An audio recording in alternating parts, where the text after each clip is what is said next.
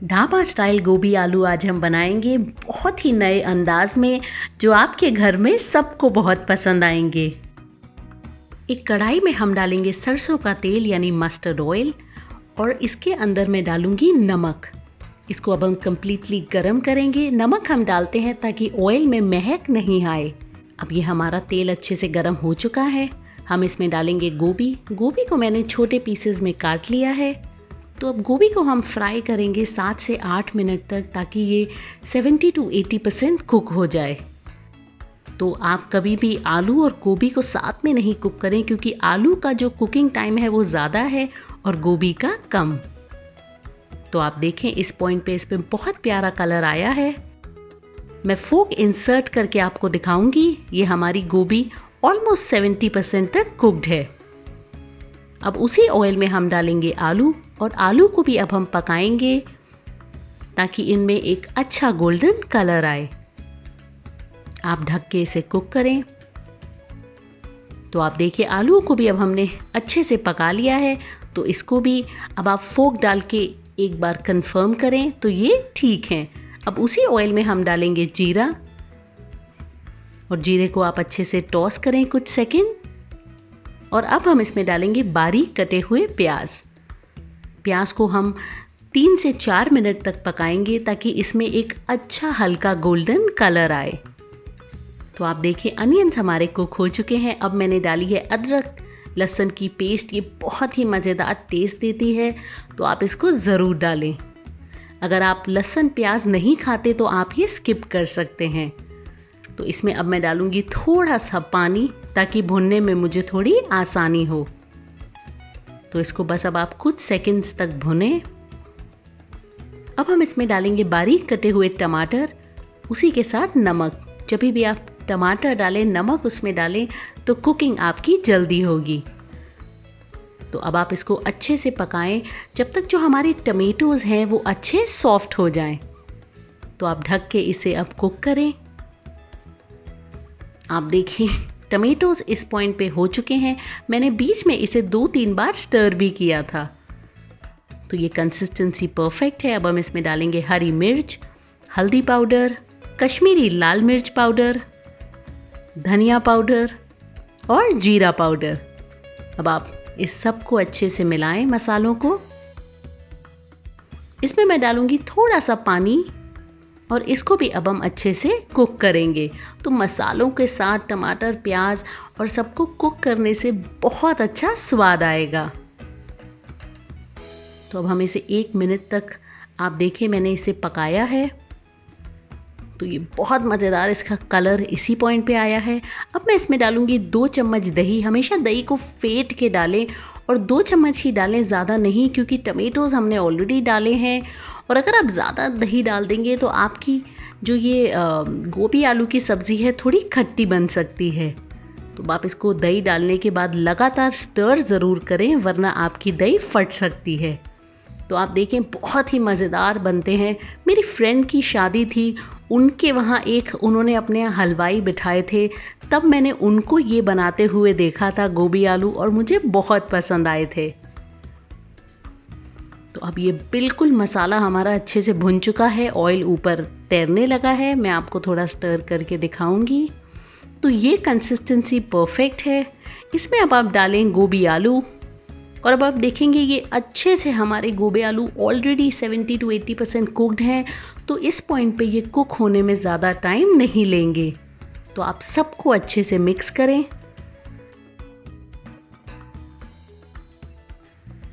तो अब ढक के मैंने इसे 3 से 4 मिनट तक पकाया है। ये बिल्कुल हमारे बन के रेडी हैं। अब बस फाइनल टचेस के लिए हम इसमें डालेंगे कुछ बहुत ही इम्पोर्टेंट मसाले। सबसे पहले कसूरी मेथी, जी हाँ इसको ज़रूर डालें।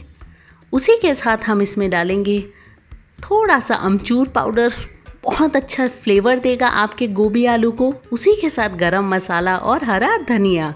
आप ध्यान रखें अगर दही जो आपने डाली है वो अगर खट्टी है तो आप अमचूर पाउडर नहीं डालें। तो लीजिए बहुत ही मज़ेदार आपके गोभी आलू बनके तैयार हैं। ज़रूर बनाएं इस तरीके से।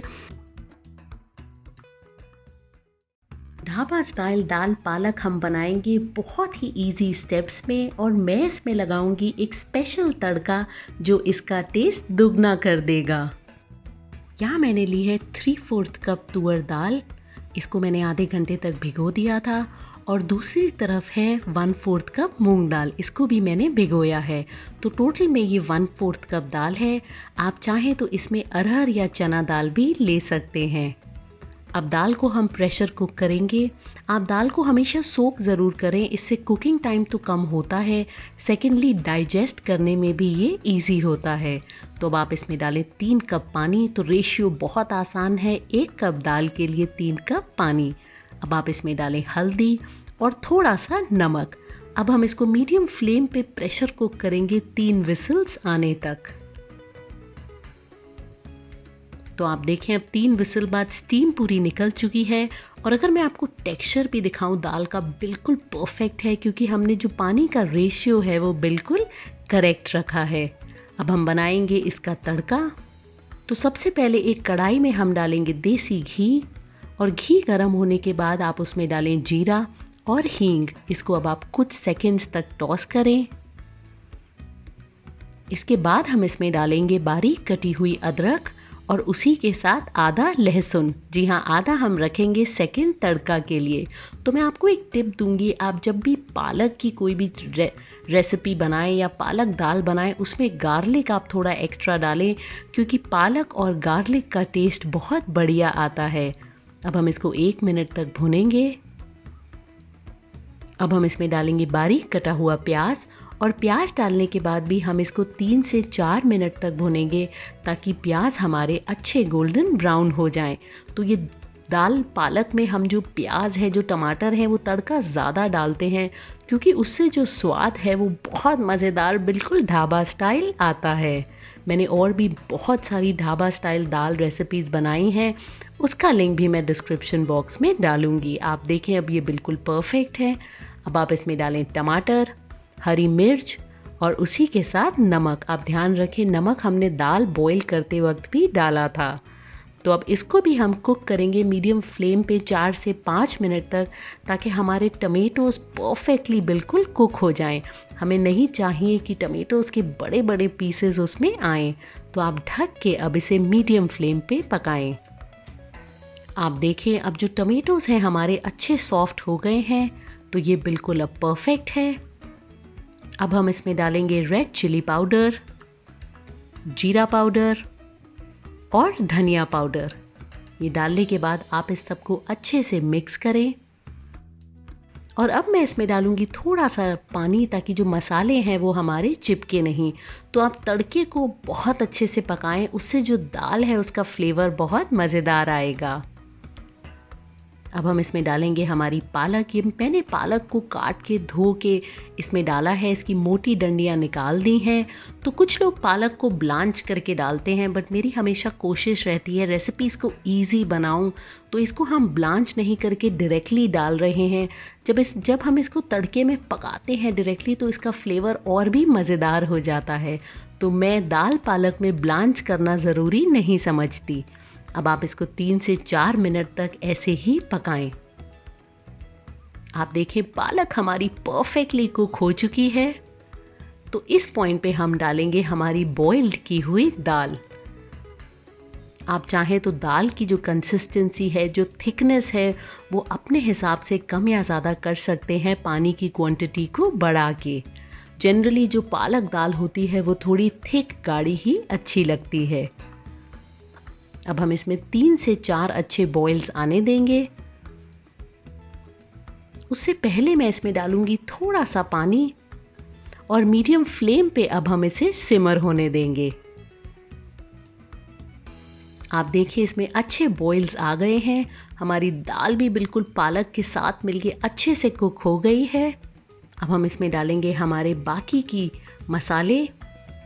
आप डालें अमचूर पाउडर, गरम मसाला और ढेर सारा हरा धनिया।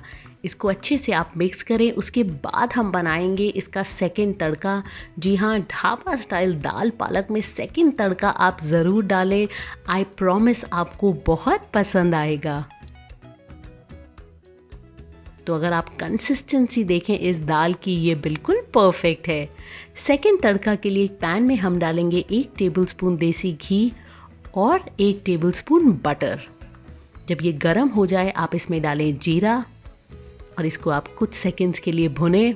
बहुत अच्छी खुशबू आ रही है इस टाइम पे। उसी के साथ हम इसमें डालेंगे हमारा बाकी का गार्लिक। आपको लगेगा कि गार्लिक का टेस्ट इसमें बहुत ज़्यादा होगा, बट जी नहीं, ऐसा बिल्कुल नहीं है। बहुत अच्छा फ्लेवर आता है। जैसे मैंने आपको कहा, अगर आप लहसुन और पालक को साथ में पकाएं उसका टेस्ट बहुत बढ़ जाता है। इसमें अब आप डालें ड्राइड रेड चिली और उसी के साथ Kashmiri red chilli powder for good colour. आप अब इसे कुछ सेकंड्स के लिए बस टॉस करें, हमें इसे ओवर कुक नहीं करना। और अब हम इस तड़के को पोर करेंगे हमारी पालक दाल के ऊपर। आप इस सबको अच्छे से मिलाएं। बहुत ही मज़ेदार टेक्सचर है, टेस्ट है। मैंने और भी बहुत सारी ढाबा स्टाइल दाल रेसिपीज़ बनाई हैं, आप वो भी ज़रूर चेक करें। अगर आप चाहते हैं मैं आपकी पसंद की कोई दाल बनाऊं तो वो भी मुझे ज़रूर बताएं। तो लीजिए, तैयार है आपकी बहुत ही मज़ेदार ढाबा स्टाइल दाल पालक।